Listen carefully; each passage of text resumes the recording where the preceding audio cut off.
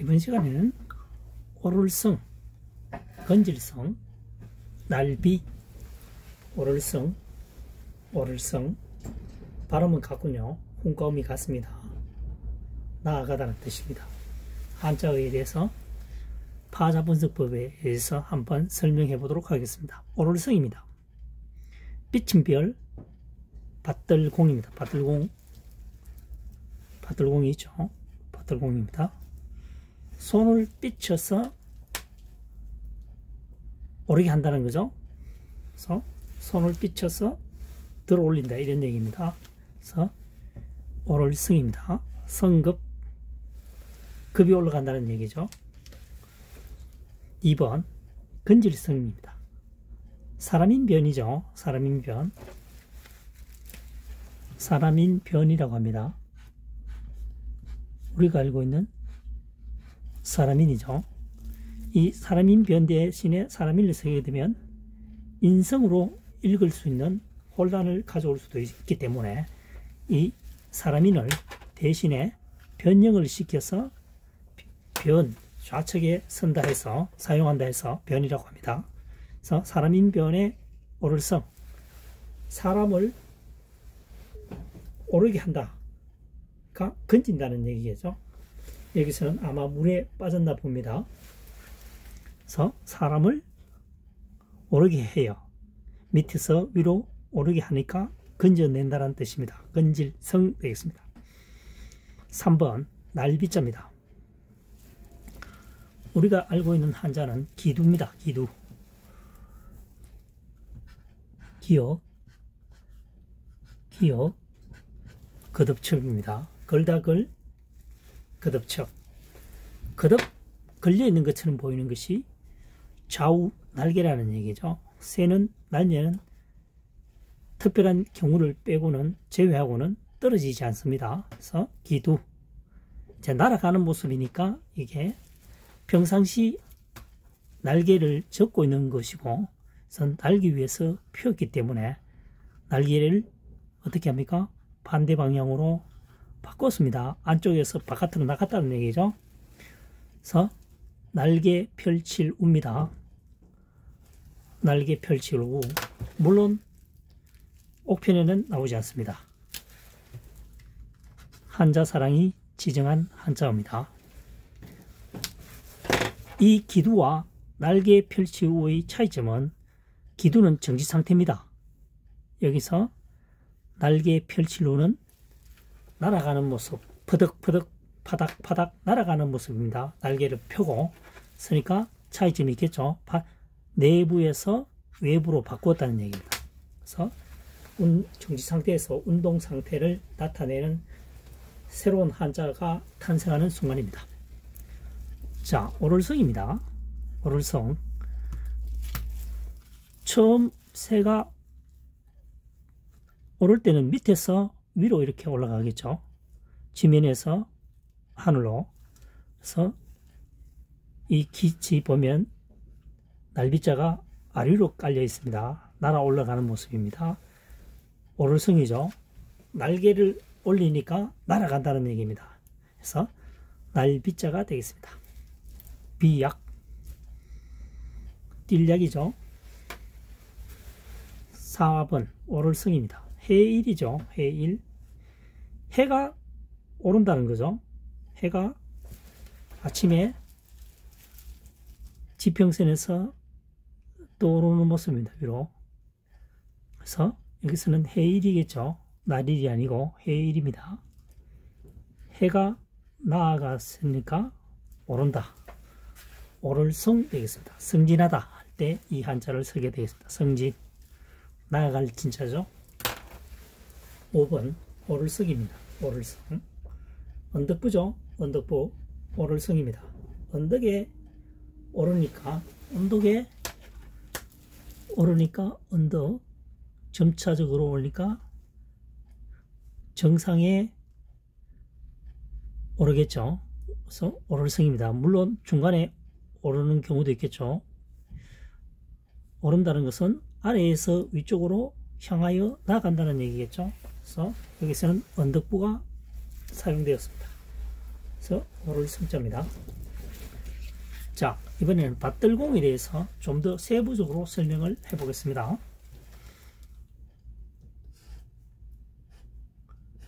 이렇게 한자를 쓰면 서물입입니다. 열십이 두 개니까요. 서물입.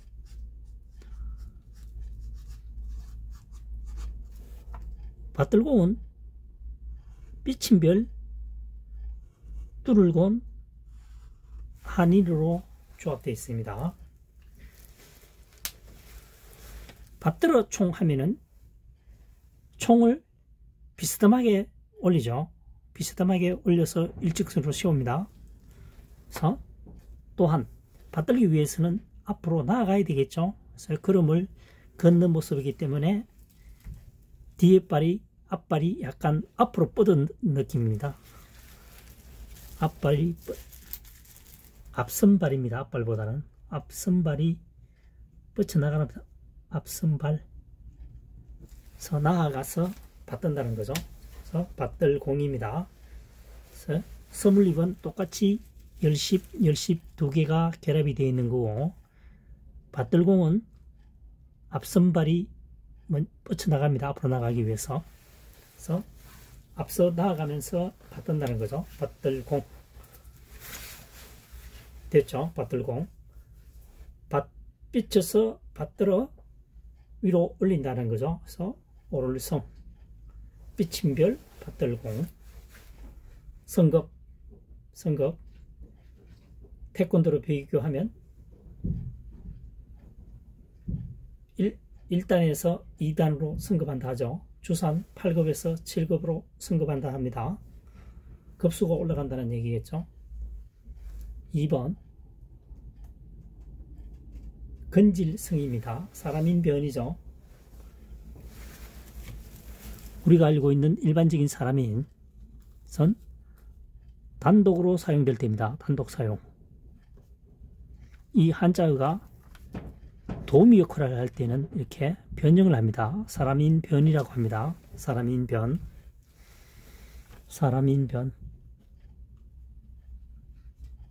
도우는 역할을 할 때 말이죠. 는 변이라고 합니다. 사람인 변. 단독으로 사용할 때는 사람이. 그래서 사람을 끌어올려서 건진다는 얘기입니다. 그래서 건질성 되겠습니다. 날비자, 기두자죠. 기두는 설명하면 여기서는 새의 날개를 말합니다. 새의 날개. 걸다 그리라 했죠. 걸다 그립니다. 거듭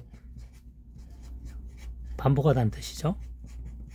거듭 걸려있는 것처럼 날개가 좌우가 거듭 걸려있는 것처럼 보이는 것이 뭡니까? 새의 깃이란 얘기입니다. 기두. 이것은 정지된 상태고 날개를 착 좌우로 붙여있는 상태고요. 창공에 날아갈 때는 날개를 펴죠.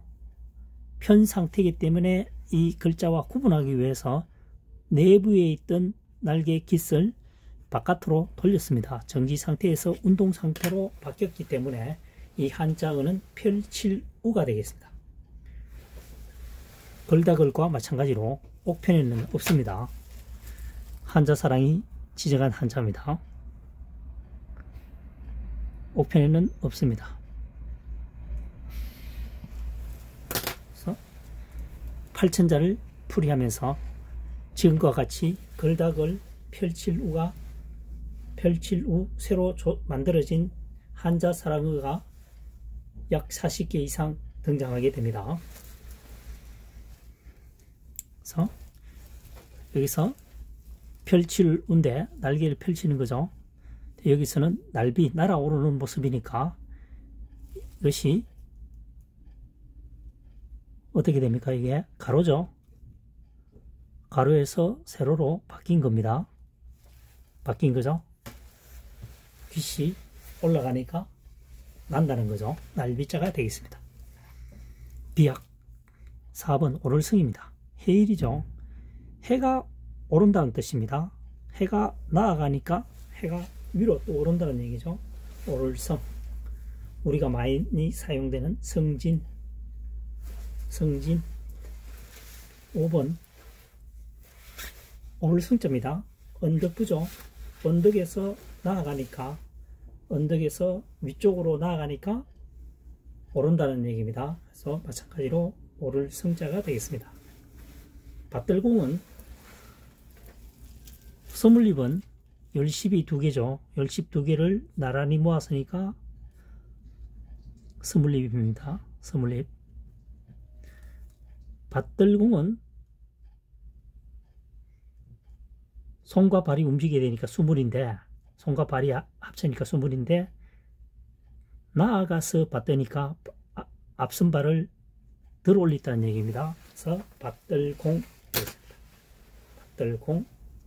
지금과 같이 한자사랑은 주어진 한자만을 가지고 최대한으로 활용하는 학습 방법이 2024년 현재 시점에서 파자 분석을 통한 학습 방법이 되겠습니다.